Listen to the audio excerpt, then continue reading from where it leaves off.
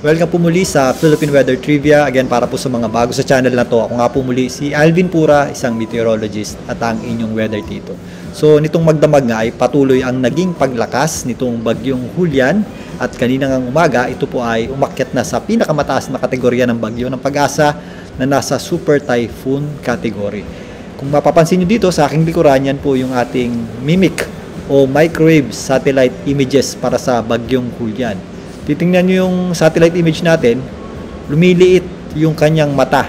Nagkakaroon po yan ng tinatawag nating pinhole eye.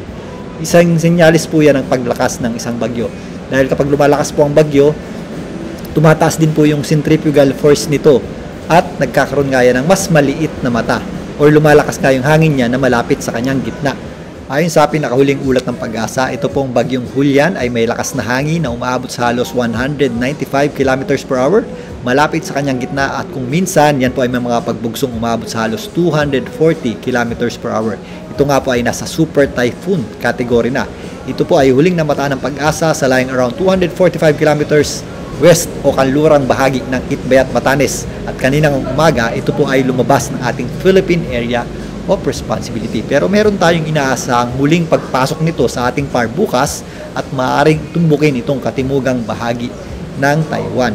Bagamat nakalabas na ng ating Philippine Area of Responsibility, sako pa rin po nung kanyang sirkulasyon or nung kanyang malawak na sirkulasyon itong malaking bahagi ng extreme Northern Luzon at ito pong ilang bahagi ng Northern Luzon. Nasa 560 kilometers po yung kanyang radius ng kanyang outer extent ng malalakas na hangin o yung kanyang panglabas na kaulapan. Para naman sa pangkalahatang lagay ng panahon sa ating bansa, silipin muli natin itong ating satellite image. Kung mapapansin nyo, meron tayong mga kaulapan dito sa area ng Mindanao. Yan po ay dulot ng ating easterlies. So meron tayong mga inaasahang mataas na tsansa ng pag-ulan dito po sa ilang areas ng Davao Region, BARMM, maging dito sa area ng Soxargen. Relatively maliwalas naman ang panahon natin sa natitirang bahagi ng Mindanao at malaking bahagi ng Visayas.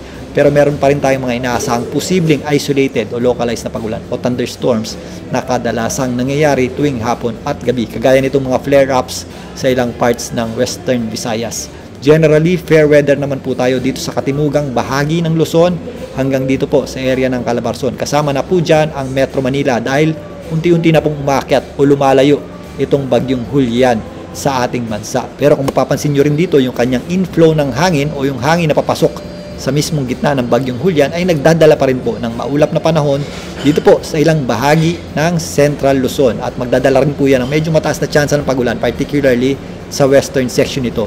Yan po ang areas ng Zambales at Bataan. Pero yan po ay mga posibleng scattered o kalat-kalat na pag-ulan lamang o mga thunderstorms. Para naman dito sa direktang epekto ng bagyong Julian, kung mapapansin nyo dito sa ating satellite image, hagi pa rin ang panglabas na kaulapan nitong bagyong Julian, ang malaking bahagi ng extreme Northern Luzon at ilang bahagi ng Northern Luzon. Kahit nasa labas na po yan ang ating Philippine Area of Responsibility. Ayon sa Pag-asa, meron pa rin tayong mga inaasahang heavy hanggang intense rains dito po sa ilang parts ng extreme Northern Luzon. Kasama na po dyan itong Ilocos Norte. Kung mapapansin nyo, medyo grayish pa o medyo madilim pa yung ating mga kaulapan dyan. Samantalang posibleng moderate hanggang heavy rains naman ang ating aasahan dito po sa mainland Cagayan. Kasama na po dyan ang natitirang bahagi ng Ilocos Region. Kasama na rin po dyan ang area ng La Union at Pangasinan. Mga posibleng scattered o kalat-kalat na pag-ulan naman ang ating aasahan sa natitirang bahagi ng Northern Luzon at Central Luzon.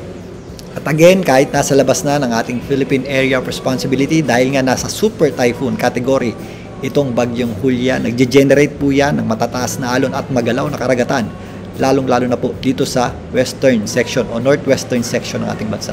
Matataas na alon pa rin po ang ating aasahan dito po sa mga baybaying dagat ng Ilocos Norte, maging dito sa itaas na bahagi ng Cagayan. Kasama na rin po dyan itong western section ng Ilocos Region. So mag-ingat pa rin po tayo dyan, lalong-lalo na po yung mga areas na malapit sa tabing dagat. So narito muli ang pinaka-latest official track ng Pag-asa para sa bagyong Julian. Sa kasalukuyan nga, ito po ay nasa labas na ng ating Philippine Area of Responsibility.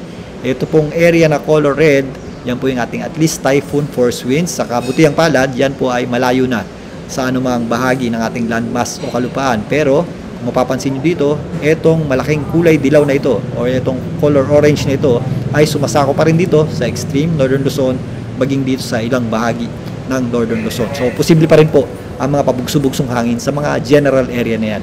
Pero habang umakyat po itong bagyong Julian, mas mababawasan po ang epekto niyan sa ating bansa.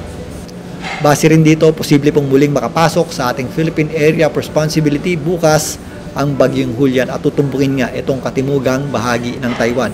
Pinapakita dito na posible itong humina as a typhoon muli dahil sa interaksyon niyan dito sa mga kabundukan o dito sa isla ng Taiwan. At maaaring makalabas ng ating Philippine Area of Responsibility bago pumasok ang weekend.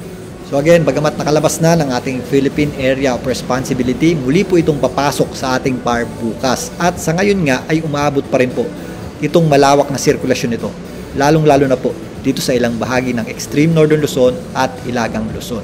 So hindi pa po tapos ang epekto ng Bagyong Julian sa ating bansa. Although nababawasan na po ang epekto niya dito sa katimugang bahagi ng Luzon, kailangan pa rin po natin mag-ingat at maging alerto sa mga posibleng maging epekto nito, especially dito po sa mga kabundukan ng Hilagang Luzon.